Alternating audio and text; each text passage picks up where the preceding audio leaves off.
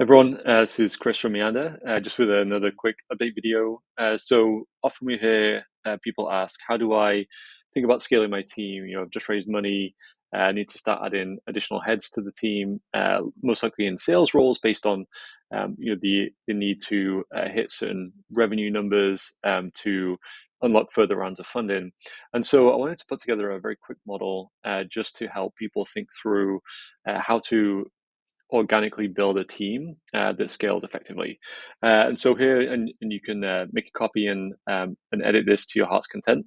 But similar to the last video, we have three different um, sections. We have data inputs, we have calculated fields, and we have key metrics, the metrics that are really going to be important for you to think about as you're scaling your team.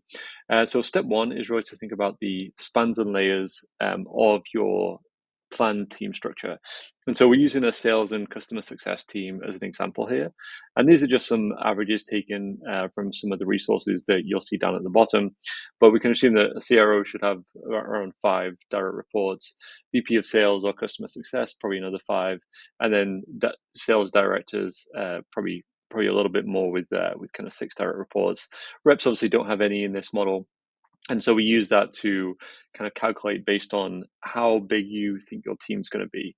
And so these are some examples taken from another one of the resources where we look at the average team size based on how much annual recurring revenue the company is generating.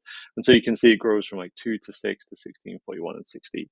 And so this really just gives like a ballpark figure for what size team you should be expecting.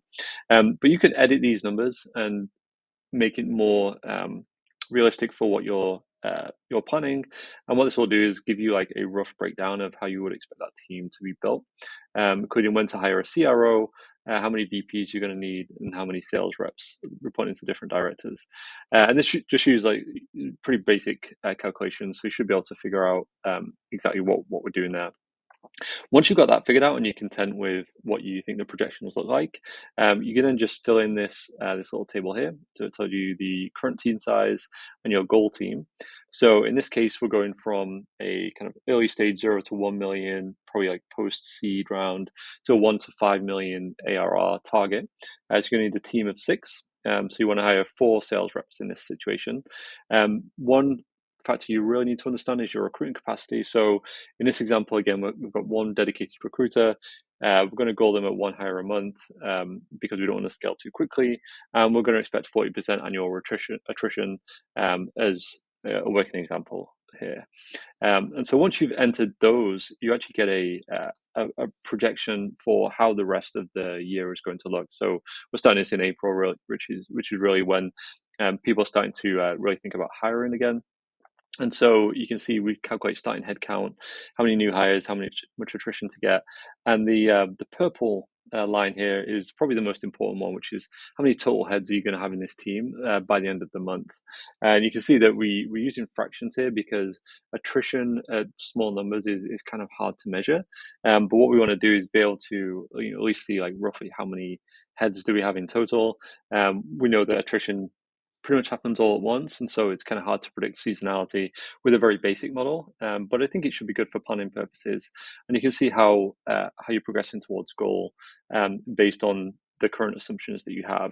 And so you can see that if you were to decrease attrition, you'll get to goal much quicker. If you kept the attrition the same but increased the number of recruiters, then again you kind of hit your target very quickly. And so that's how you can kind of play around with that. And then the final piece is just looking at how that impacts your total annual recurring revenue. So take the kind of quota using 500,000 as an example here. And when you kind of input that, you can then see how that plays out over the year. We're assuming that it takes about 3 months to onboard and ramp a new sales rep. And so you can see that we have our 100% heads, and then we actually don't start getting full capacity out of the hires until 3 months after they join. And so that's translated into monthly recurring revenue, which generates your ARR.